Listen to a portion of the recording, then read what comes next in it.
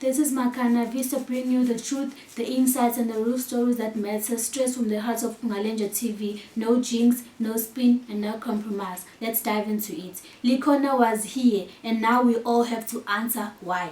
14-year-old Likhona Forse was a bright, spirited teenager from Durban, deep west of Johannesburg.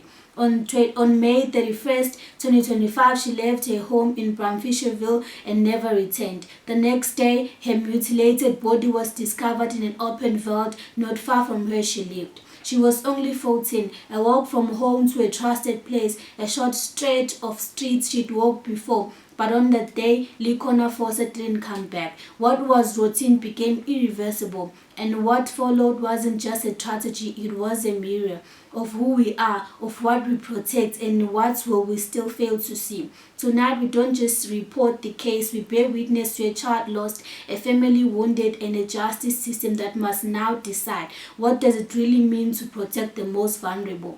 Likhona's brother, returning from a relative's house, saw a community message about a body found nearby. He rushed to the scene and confirmed the worst. It was Likhona. Police arrested 39-year-old Mduduzi Mnisi, a man with a prior record for attempted murder and robbery. He was on parole at the time of Likhona's death. Mnisi was reportedly the last person seen with her, though he denies any involvement, claiming he was in Daveyton that night and offering his girlfriend as an alibi witness. The all-court unit was brought in due to the nature of Likhona's injuries, raising fears of ritualistic motives. The community, already reeling, was further shaken by the possibility that her murder may have been linked to multi-practices or her identity. Mduduzi Mnisi, the man accused of murdering a 14-year-old Likhona Forse, made his first court appearance on 11 June 2025 at the Roodepoort Magistrates Court. The atmosphere was tense. Community members gathered outside with placards demanding justice, while inside, Mnisi appeared calm and showed little emotion as he was formally charged with premeditated murder. During that appearance, the state requested a postponement to gather more evidence and prepare to oppose bail. Mnisi's criminal history was revealed. He had prior convictions for attempted murder and robbery and had only recently been released on parole. The court sets a provisional bail hearing date for 18 June, which has since been delayed multiple times due to witness issues and new evidence claims. Outside the courtroom, the Durban Deep community protested, voicing fears for their children's safety and demanding that Mnisi be kept behind bars. The case is still unfolding in the Roodepoort Magistrate Court, and it's thick with tension, delays, and a family clinging to hope for justice. Mduduzi Mnisi, the accused of Likhona's brutal murder, appeared in court again on the 25th of June. His bail hearing has been postponed yet again because his girlfriend Pinky, who was supposed to testify in his defense, failed to show up. Mnisi continues to deny all involvement, claiming he was in Daveyton the night Likhona disappeared and that surveillance footage will clear his name. He's also made explosive allegations accusing the investigative officer of having a personal vendetta against him, supposedly over romantic interest in his girlfriend. The National Prosecuting Authority (NPA) is firmly opposing the bail, citing the severity of the crime, Mnisi's criminal history, and the vulnerability of the victim.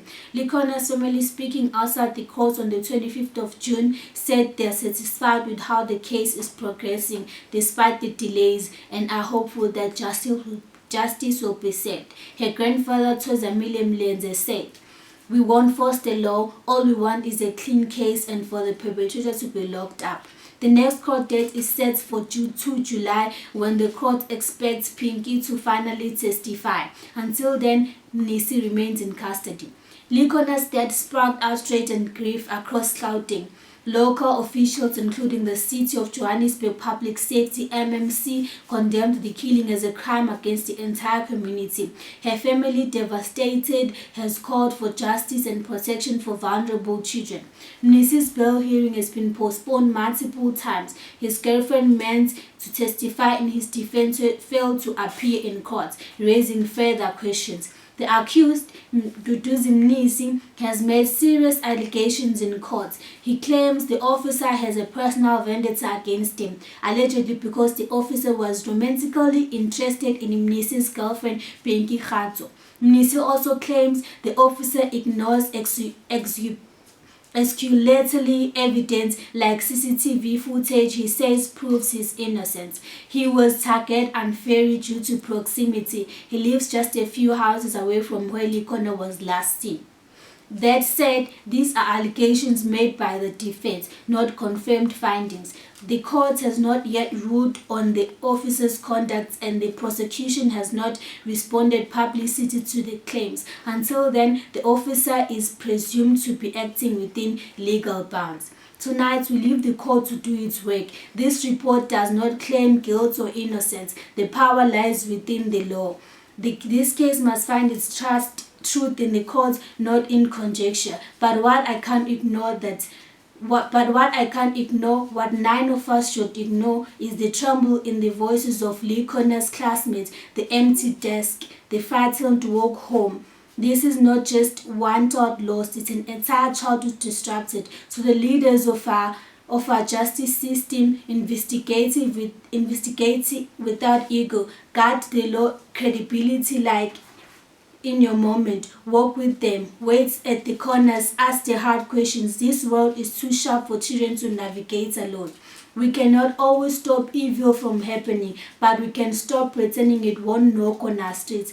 And when it does, we must meet it with a village, not just a verdict. I'm a cannabis and I refuse to report tragedy as if it were a routine. Because behind every headline, it is a heartbeat that deserved more. Thank you for tuning in.